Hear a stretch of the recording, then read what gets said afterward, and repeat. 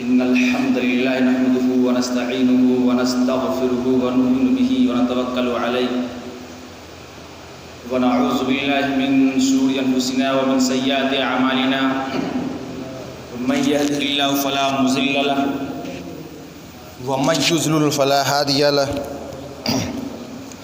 وأشهد أن لا إله إلا الله وحده لا شريك له وأشهد أن محمدا عبده ورسوله أما بعد فإن خير الحديث كتاب الله وخير الهدي هدي محمد صلى الله عليه وسلم وشر الأمور محدثاتها وكل محدثة بدعة وكل بدعة ضلالة وكل ضلالة في النار أعوذ بالله من الشيطان الرجيم بسم الله الرحمن الرحيم وأزلفت الجنة للمتقين وبرزت الجحيم للغاوين وقيل لهم أينما كنتم تعبدون من دون الله هل ينصرونكم أو ينتصرون وبعد رب اشرح لي صدري ويسر لي أمري واحلل عقدة من لساني يفقهوا قولي رب زدني علما رب زدني علما رب زدني علما اللهم صل على محمد وعلى آل محمد كما صليت على إبراهيم وعلى آل إبراهيم إنك حميد مجيد اللهم بارك على محمد وعلى آل محمد كما باركت على إبراهيم وعلى آل إبراهيم إنك حميد مجيد.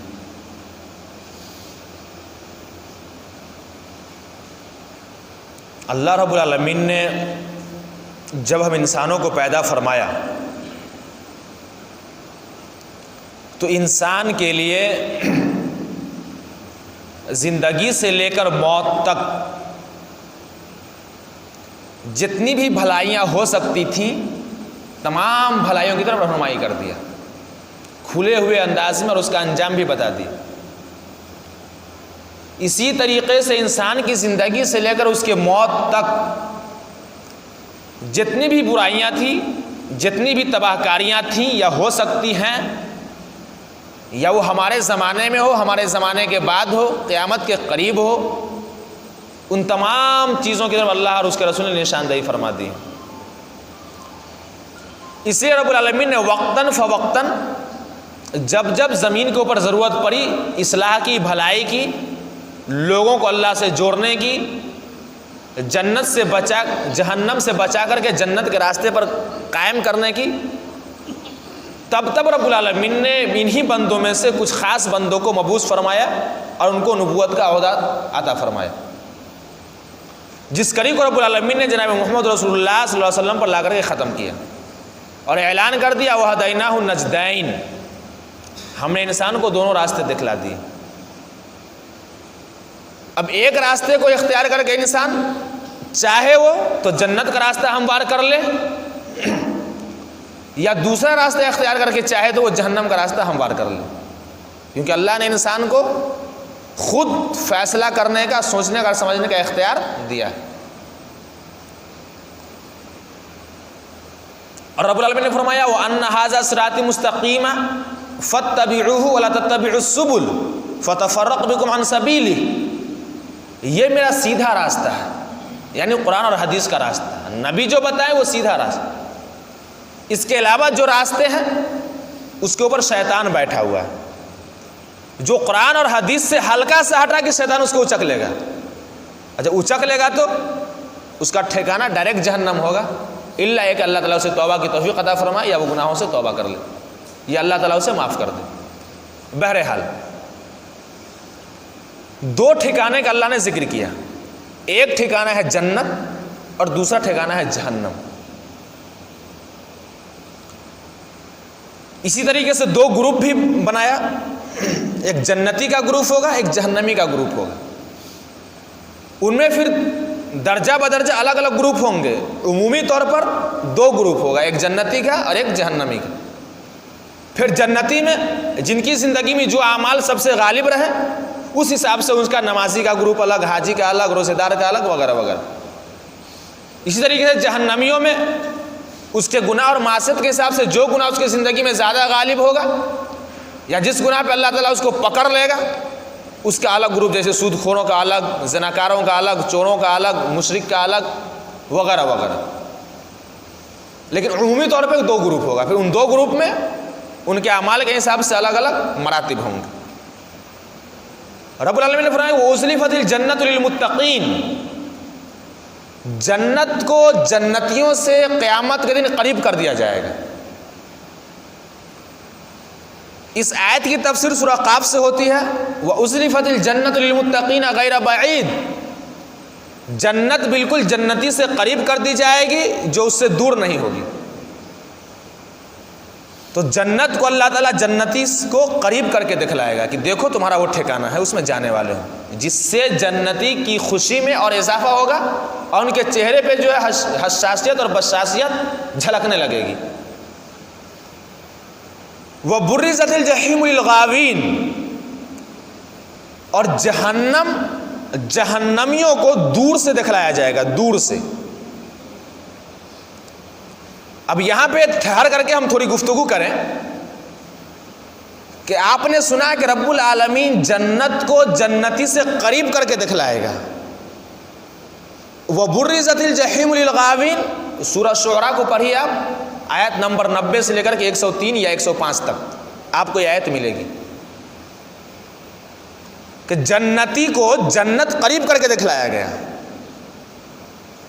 تو ہونا تو یہ چاہیے تھا کہ جس طریقے سے جنت کو جنتی سے قریب کر کے دکھایا گیا جنت میں جانے سے پہلے تاکہ اس کی خوشی میں اور اضافہ ہو جائے، ویسے یہ ہونا چاہیے کہ جہنم کو بھی جہنمیوں کے قریب کر کے دکھلایا جاتا تاکہ ان کے غم میں اور ان کی ندامت میں اور اضافہ ہو جاتا.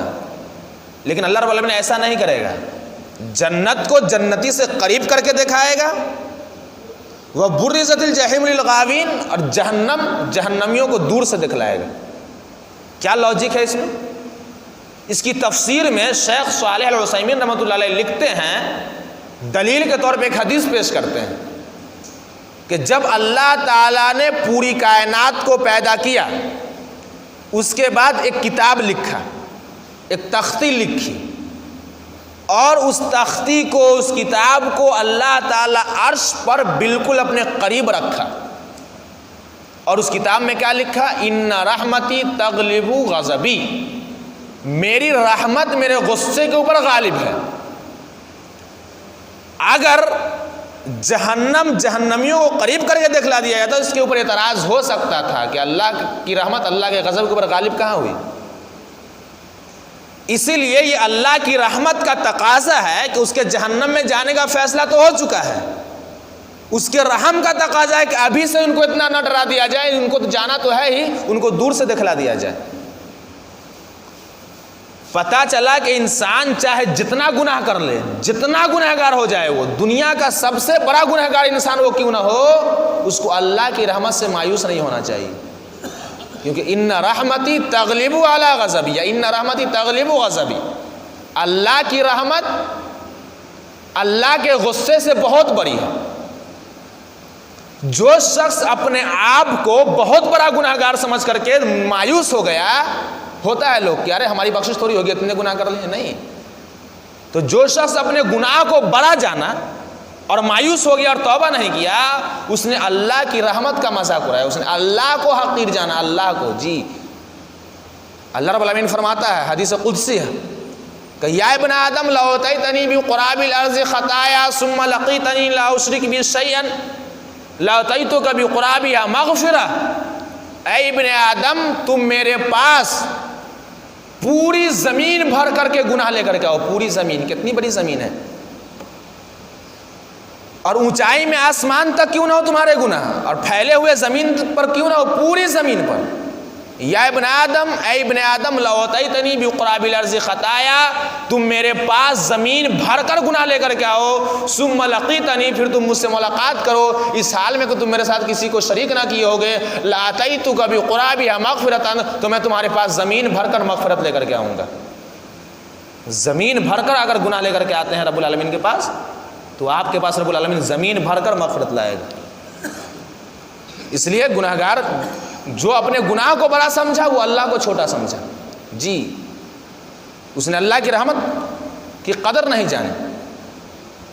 جتنے گناہ ہو سکتے ہیں دنیا کا جو گناہ ہو, یہاں تک کہ شرک بھی ہو, اگر اس نے جیتے جی شرک سے بھی توبہ کر لیا تو اللہ تعالیٰ اس کو معاف فرمائے گا.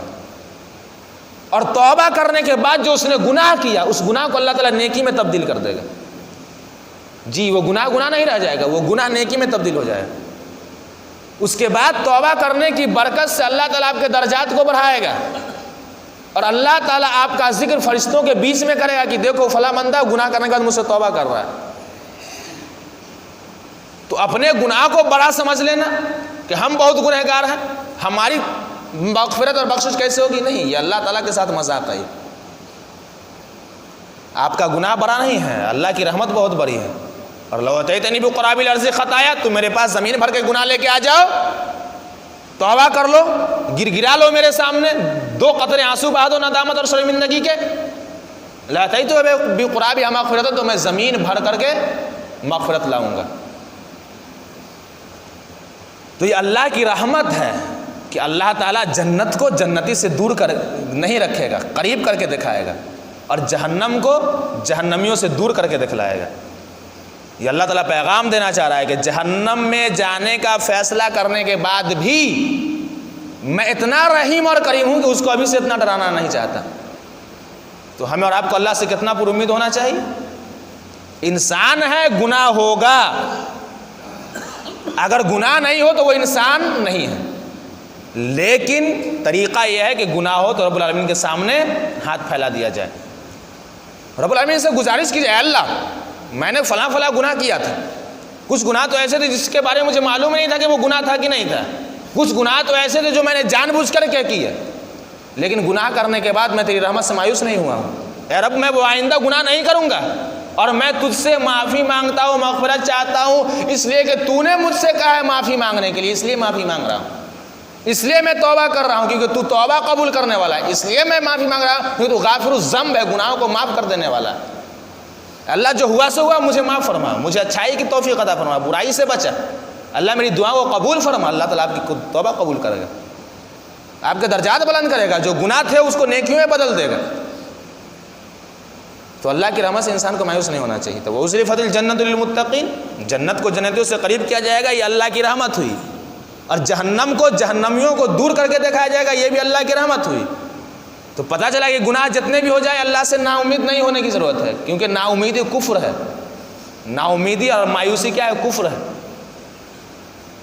اس کے بعد فرمایا یہاں پہ اللہ تعالیٰ نے میدان محشر کا پورا ایک نقشہ کھینچا ہے, پورا نقشہ میدان محشر کے اندر. 2 گروپ, جنت کو پہلے دکھایا جائے گا, جنتی کو دیکھ لو تمہارا ٹھکانہ, جہنم کو دکھایا جائے گا, جہنمیوں کو دیکھ لو تمہارا ٹھکانہ دور سے. اس کے بعد وقیل لہم, جنت کو دکھلا دیا گیا جنتی کے لیے, جہنم کو دکھلا گیا جہنمی کے لیے.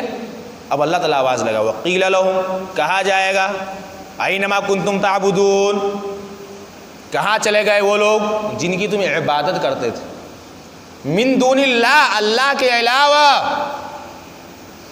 اینما کنتم تعبدون, کہاں چلے گئے وہ معبودان تمہارے جس کی تم عبادت کرتے تھے, من دون اللہ, اللہ کے علاوہ. هل ينصرونکم او ينتصرون, آج کے دن وہ تمہاری مدد کر سکتے ہیں, او ينتصرون, یا اپنی مدد کر سکتے ہیں وہ. سورہ شورا پڑھیے گا, آیت نمبر 90 سے لے کر کے 105 تک, پوری چیز واضح ہو جائے گی. اور لازمی طور پہ پڑھیے, بہت عجیب و غریب قسم کی سورہ ہے یہ, دل دہلا دینے والی سورہ ہے. اس پہ انسان عمل کرے تو اس کی آخرت بن جائے گی, گناہوں سے بچ جائے گا. وہ کیا انداز ہوگا رب العالمین کے بولنے کا, اینما کنتم تعبدون من دون اللہ, اللہ کے علاوہ تم جس کو پوچھتے تھے, جس کی عبادت کرتے تھے, کہاں چلے گئے وہ لوگ. هل ينصرونکم, وہ تمہاری مدد کر سکتے ہیں, اللہ تعالیٰ پوچھے گا اس سے, جہنمیوں سے. او ينتصرون, تمہاری مدد تو نہیں کر سکتے. او ينتصرون, وہ اپنے آپ کی مدد کر سکتے ہیں, نہیں. پورا میدان محشر خاموش ہوگا, کوئی جواب نہیں, سناٹا ہی سناٹا. انسان پسینے میں ڈوبا ہوا ہوگا, پریشان حال ہوگا. اس کے بعد رب العالمین حکم لگائے گا، اعلان کرے گا فَكُبْكِبُوا فِيهَا هُمْ وَالْغَاوُونَ، پکڑو اس کو جس نے گمراہ کیا، والغاوون، پھر اس کو پکڑو جس نے اس کے پیچھے گمراہی اختیار کی۔ فَكُبْكِبُوا فِيهَا، اللہ نے الفاظ کا بھی عجیب انتخاب کیا۔ کہا دیا جاتا ہے کہ اس کو پکڑ کے جہنم میں پھینک دو، لفظ کب کی بلایا ہے، عربی کے اندر آتا ہے کہ کب کب کب کب، اس میں تکرار ہوتا ہے کسی آواز کے اندر۔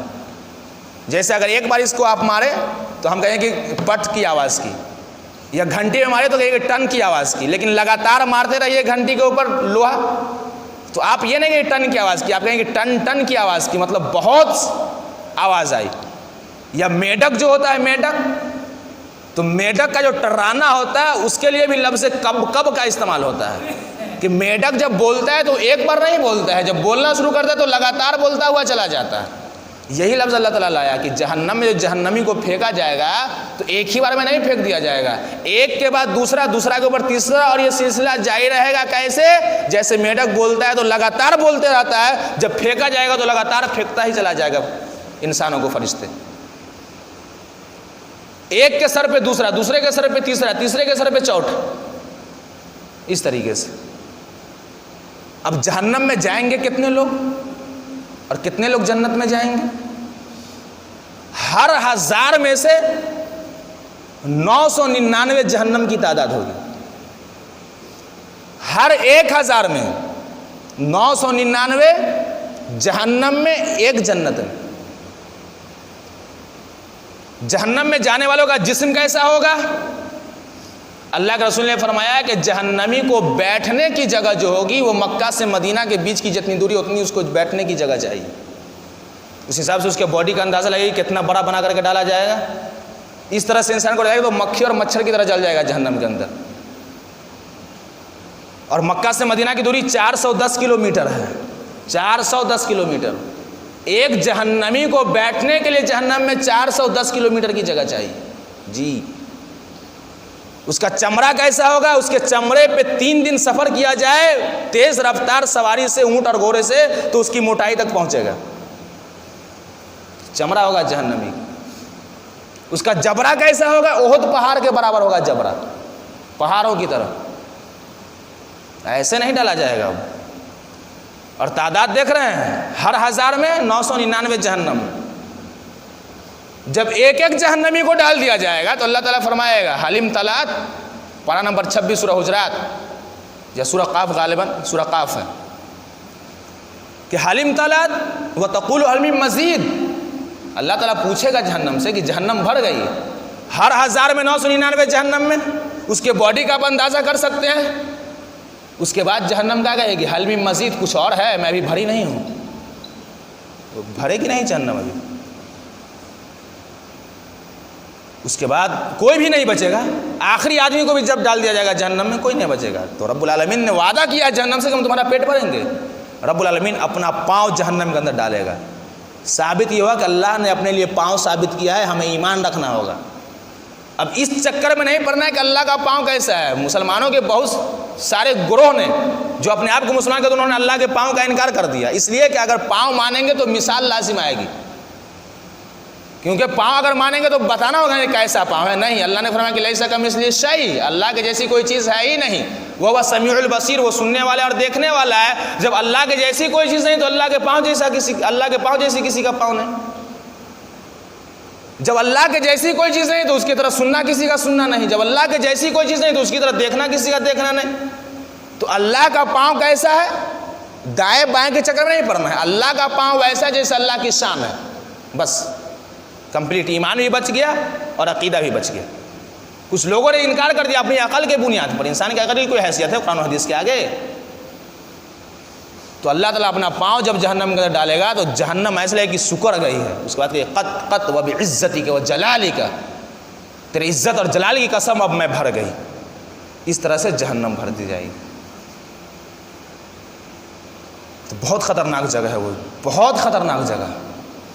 جہنم کے اندر ایسے ایسے گڑھے ہیں کہ اللہ کے رسول صلی اللہ علیہ وسلم ایک مرتبہ مسجد کے اندر صحابہ کرام سے کچھ گفتگو کر رہے تھے، کچھ درس دے رہے تھے، اچانک ایک خوفناک قسم کی آواز آئی۔ اللہ کے رسول نے پوچھا کہ جانتے ہو آواز کیسے آئی ہے؟ فرمایا کہ اللہ اور اس کے رسول تو بہتر جانتے ہیں ہم سے۔ اللہ کے رسول نے فرمایا کہ ایک پتھر ہے جس کو آج سے 70 سال پہلے جہنم کے کنارے پر چھوڑا گیا تھا، اب وہ جا کر کے جہنم کی گہرائی میں پہنچا ہے۔ اور جو لوگ سائنس پڑھتے ہیں، گروتواکرشن کا نیم آپ کو معلوم ہے کہ کوئی بھی چیز جب اوپر پھینکی جائے تو اس سے تیز رفتار میں نیچے کی طرف آتی ہے، اور پتھر کتنی تیز رفتار کے ساتھ نیچے جا رہا ہے، اس کے بعد اس کو پہنچنے میں 70 سال لگے، اتنی گہرائی ہے اس گڈھے کی۔ بشرن کل قصر، جہنم کی چنگاریاں جو ہوں گی وہ محلوں کے برابر ہوں گی، جس کے چنگاری کا یہ عالم ہے اس کے شعلوں کا کیا حال ہوگا؟ بشرن کل قصر۔ کلما نضجت جلودہم بدلناہم جلودا غیرہا، چمڑا ایک طرف سے جلتا رہے گا، دوسری طرف سے تیار کرتے ہوئے رہیں گے۔ ٹائم ہو جائے تو اشارہ ہم کو کر دیجیے گا۔ تو جہنمیوں کا چمڑا ایک طرف سے جلے گا اور دوسری طرف سے وہ چمڑا تیار ہوتا ہوا چلا جائے گا۔ کیوں؟ کیونکہ جو لوگ ڈاکٹر رہتے ہیں ان کو بہتر معلوم ہے کہ جب چمڑا پورے طور پہ جل جاتا ہے تو اس کے اوپر کسی چیز کا اثر نہیں کرتا ہے، اس میں سوئی چبھائیے یا اس کو مسلیے یا کچھ کیجیے، اگر چمڑا مکمل طور پہ جل گیا ہے تو اس کا اثر نہیں ہوتا ہے کسی چیز کا۔ اس لیے جب کسی جلے ہوئے مریض کو ڈاکٹر کے پاس لایا جاتا ہے تو اس کے جسم میں سوئی چبھ ہوتا ہے پہلے۔ اگر سوئی چبھ ہونے کا احساس اور اس کی تکلیف مریض کو ہوتا ہے تو ڈاکٹر خوش ہو جاتے ہیں کہ اس کا علاج ممکن ہے، کیونکہ چمڑے کے اوپر درد کا احساس ہے، مطلب چمڑا پوری طریقے سے جلا نہیں ہے۔ اور جب چمڑا پوری طریقے سے جل جاتا ہے تو اس کے اوپر کسی چیز کا احساس نہیں، سوئی چبھانے پہ بھی اس کو احساس نہیں ہوتا ہے۔ تو اگر جہنمی کا چمڑا پوری طریقے سے جلا دیا جائے اور دوسرا چمڑا ریڈی نہ کیا جاتا تو اس کو عذاب کا مزہ نہیں ملے گا، کیونکہ ایک ہی بار جل کر کے کہانی ختم ہو جاتا ہے۔ تو کلما نضجت جلودہم، ایک طرف سے چمڑا جلے گا دوسری طرف سے ریڈی ہوتا ہوا رہے گا۔ چمڑے کی موٹائی کتنی ہوگی ابھی آپ نے سنا،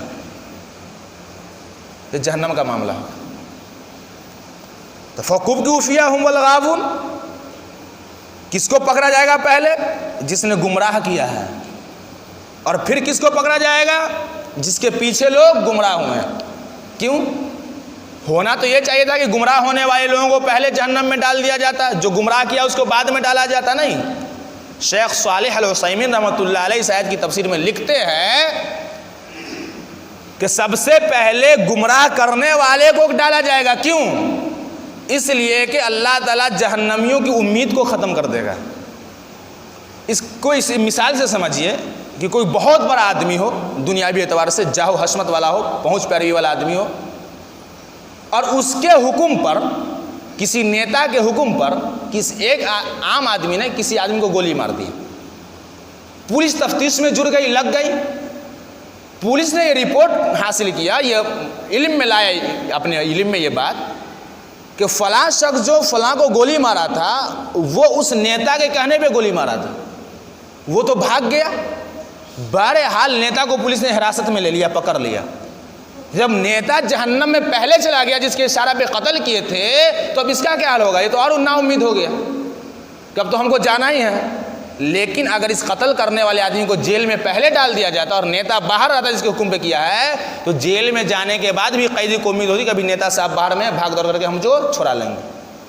اسی طریقے اگر جہنم کے اندر بابا کو پہلے ڈال دیا جائے گا، کیونکہ اگر آخری میں ڈالا جاتا تو جہنمی کو جہنم میں جانے کے بعد بھی اس چیز کا احساس ہوتا کہ بابا صاحب باہر میں وہ بھاگ دوڑ کر کے ہم بچا کر کے لے جائیں گے، اور ذلت بھی ہوگی کہ تم جس کے پیچھے چل رہے تھے اس کو پہلے ڈالے، تم کو بعد میں ڈالیں گے۔ اچھا، گمراہ کرنے والے کو کیوں ڈالا جائے گا؟ گمراہ ہونے والے کو کیوں ڈالا جائے گا؟ صرف اسی کو نہیں ڈالا جائے گا، وہ جنود ابلیس، اور ابلیس کو بھی ڈالا جائے گا، اس کی پوری لشکر کو ڈالا جائے گا جہنم کے اندر۔ قالوا وهم فيها يختصمون، اب جہنم میں تینوں چلا گیا، یہ بابا بھی چلے گئے، یہ مرید بھی چلے گئے، اور یہ شیطان بھی چلا گیا پوری لشکر کے ساتھ۔ اب سب آپس میں وہاں لڑائی کرے گا، جھگڑے گا، کہا کہ تم ہم کو بہکایا، تم ہم کو بہکایا۔ شیطان کہے کہ ہم تم کو ہاتھ پکڑ کے لے گئے تھے گمراہی کی طرف۔ سورہ قاف کو پڑھیے، اللہ تعالیٰ فرمائے گا لا تختصموا لدی، میرے پاس لڑو نہیں، جھگڑو نہیں، ما یبدل القول، میرے یہاں بات بدلی نہیں جاتی ہے، لا تختصموا، میرے پاس لڑو نہیں، کیونکہ اللہ کے یہاں جو بات بدلی نہیں جاتی ہے۔ خاموش ہو جائیں گے لوگ، اس کے بعد اپنے آپ پہ افسوس کریں گے، کوئی موقع تو ہوگا نہیں۔ افسوس کیا کریں گے کہ تاللہ ان کننا لفی ضلال مبین، قسم اللہ کی ہم کھلم کھلا گمراہی کے اندر پڑے ہوئے تھے۔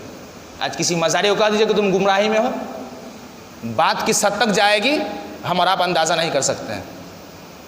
کسی خبر پرست کو کہا دیجیے کہ تم گمراہ ہو، تم جہنم کے راستے پہ چل رہے ہو، کیا انجام ہوگا ہمیں اور آپ کو بھی صحیح اندازہ نہیں ہو سکتا۔ وہ خود اقرار کرے گا قیامت کے جہنم میں کہ ان کننا لفی ضلال مبین، قسم اللہ کی ہم کھلم کھلا گمراہی میں تھے۔ کیوں گمراہی میں تھے؟ اذ نسویکم برب العالمین، کیونکہ ہم نے تم کو رب العالمین کے برابر کر دیا تھا۔ برابر کر دیا، کیسے برابر کر دیا تھا؟ دعا تو اللہ سنتا ہی ہے، اللہ تو قبول کرتا ہی ہے، لیکن اللہ ڈائریکٹ تھوڑی سنتا ہے، پیر کے وسیلے سے سنتا ہے۔ برابر ہوا کہ نہیں ہوا؟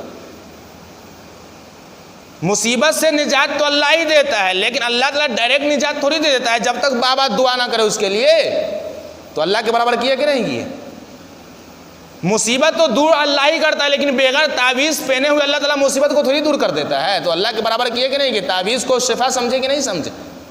تعویذ کو شفا دینے والا سمجھے کہ نہیں سمجھے؟ تو خود اقرار کرے گا، خود اپنی زبان سے، اذ نسویکم برب العالمین، ہم تو تم کو رب العالمین کے برابر کر دیا تھا۔ وما ضللنا الا المجرمون، اور جس کے پیچھے گمراہ ہوئے تھے کہے گا کہ اللہ یہی ظالم نے، اسی مجرم نے ہم کو گمراہ کر دیا۔ جس کے پیچھے بھاگ دوڑ رہے ہیں لوگ، یہ پیر تو وہ پیر، فلاں پیر، یہاں وہاں، اس کو کیا کہیں گے یہ مرید لوگ؟ ظالم کہیں گے قیامت کے دن۔ لیکن اس دن ظالم کہنا اس کو کوئی فائدہ نہیں دے گا، کیونکہ وہ ڈائریکٹ بدلے کا دن ہوگا، وہاں اعمال نہیں چلنے والا، ڈائریکٹ بدلے کا دن ہوگا، وہاں لوٹایا نہیں جائے گا۔ فما لنا من شافعین، اب جہنم میں جانے کے بعد کوئی سفارشی بھی نہیں ہوگا ان کے لیے جو سفارش کر دے۔ ولا صدیق حمیم، نہ کوئی اس کا غم گسار ہوگا، نہ کوئی دوست ہوگا اس کا جگری دوست۔ آج روڈ پہ تھوڑی سی بات ہو جاتی ہے، ایک فون کیجئے پوری کی پوری فوج اتر آتی ہے اس کے سمرتھن میں۔ کسی کو مار پھنسانا ہے، کسی کو گرانا ہے، کسی سے جھگڑا کرنا ہے، اس سے جا کر کے ہلکا سا کچھ بات چیت کر دیجئے تلخ انداز میں، اور ایک کال کیجئے تو 50 آدمی آ جاتا ہے پورے سامان کے ساتھ لیس ہو کر کے۔ قیامت جب جہنم کے اندر ڈالا جائے گا تو ولا صدیق حمیم، کوئی جگری دوست بھی نہیں ملے گا اس کو جو اس کی سفارش کر سکے، کیونکہ جگری دوست کے اوپر ہر چیز ہوتا ہے نا بھروسہ، جو کرے گا وہی کرے گا۔ ولا صدیق حمیم، کوئی دوست نہیں ہوگا جو اس کی سفارش کر دے گا۔ اب افسوس، فلو ان لنا کرۃ، کاش مجھ کو دوبارہ لوٹا دیا جاتا جہنم سے دنیا کے اندر، فنکون من المؤمنین، تو ہم ایمان والے ہو جاتے ہیں۔ پتہ یہ چلا کہ جو پیری مریدی کے پیچھے پڑی ہوں اس کے پاس ایمان نہیں ہوتا ہے، وہ اپنے سے اقرار کرے گا نا، فنکون من المؤمنین، اگر تو ہمیں دنیا کے اندر لوٹا دے تو ہم ایمان والے ہو جائیں گے۔ تو جو مزاروں پہ جا رہے ہیں، چادریں چڑھا رہے ہیں، مرادیں مانگ رہے ہیں، منتیں مانگ رہے ہیں، ان کے پاس ایمان نہیں ہے جی، کیونکہ وہ خود اقرار کرے گا۔ اور اللہ رب العالمین تو اپنی آیتوں کو اسی طرح کھول کر کے بیان کرتا ہے۔ تو جہنم میں جانے کا سبب کیا ہوا؟